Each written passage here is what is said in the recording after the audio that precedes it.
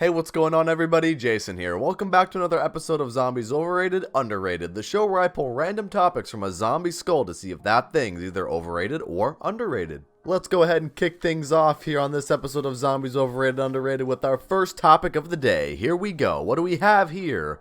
We have Buried. For the first topic of this episode, I'm going to say Buried is properly rated. I have a feeling that a lot of people in the community actually like Buried, and I think it's one of the best maps in Black Ops 2 Zombies. Buried has a lot of innovation in the map. For example, you have two really interesting wonder weapons, the Paralyzer and the Time Bomb. And not to mention, Buried was the first map that introduced the Ray Gun Mark II, a now fan favorite wonder weapon. You also have the giant Arthur, who runs around and smashes into debris for you so you can access other parts of the map. If you can utilize the debris smashing system with Arthur correctly, you can earn a lot of points and have a lot of areas open on the map very early. You also have the feature in the game where you can select whichever wall weapon you want and draw that on the wall wherever the question marks are, another really innovative feature. The ghost house in Buried is also really cool. You have to traverse through the house and make it into the maze in the backyard, and afterwards you get a free perk. Not to mention that Buried has a lot of buildables. You have the turbine, the head chopper, the subsurface resonator, and the trample steam.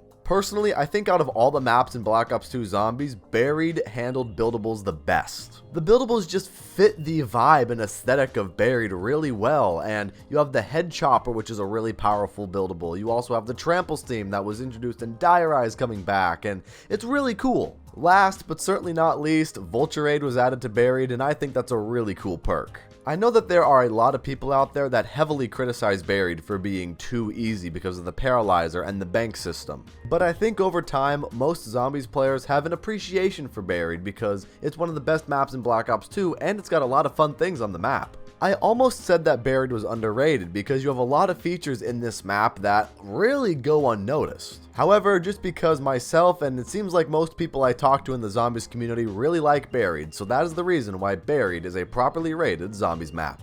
And moving on to the second topic of today's episode of Zombies Overrated, Underrated, we have the Black Ops 4 Dark Matter camo. I think for this topic on Overrated, Underrated, I'm not only going to include how the camo looks, but also the grind to get the Dark Matter camo in Black Ops 4 Zombies. Dark Matter is a sign of accomplishment in Black Ops 4 Zombies. You put in so much time and effort into getting the camo so you can show off to your friends. The camo looks really nice too. It's very reactive and it has a lot of different forms, but if I'm going to be honest, I think it's slightly overrated. The reason I say that is because it takes forever to get Dark Matter camo in Black Ops 4 Zombies. Personally, I don't mind a grind, and I'm trying to go for Dark Ether camo in Black Ops Cold War Zombies. However, Black Ops 4 Zombies, those challenges are a little bit ridiculous. Most of the camo challenges require you to get 3,600 headshots with that weapon.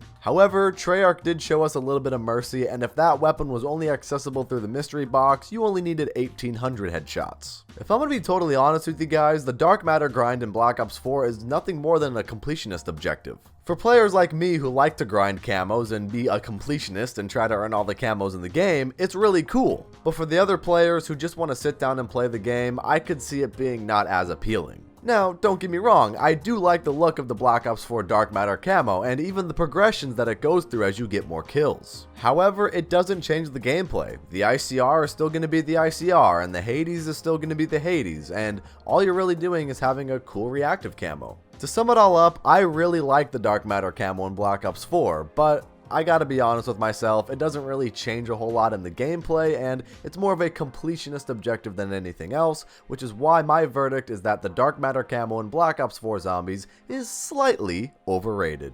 And the final topic in this episode of Zombies Overrated Underrated will be Nacht Der Untoten. Nacht Der Untoten, the first Zombies map that kickstarted this crazy journey. Nacht Der Untoten is the definition of a bare bones survival experience. Over time, since Nacht Der Untoten's release, we've seen Zombies evolve into something much more grandiose than its humble beginnings. And if I'm going to be totally honest with you guys, the grandiose nature of Zombies nowadays definitely trumps Nacht Der Untoten, so even though Nacht Der Untoten is a classic map and it's bare bones survival at its core, I'm gonna have to say Nacht Der Untoten is overrated.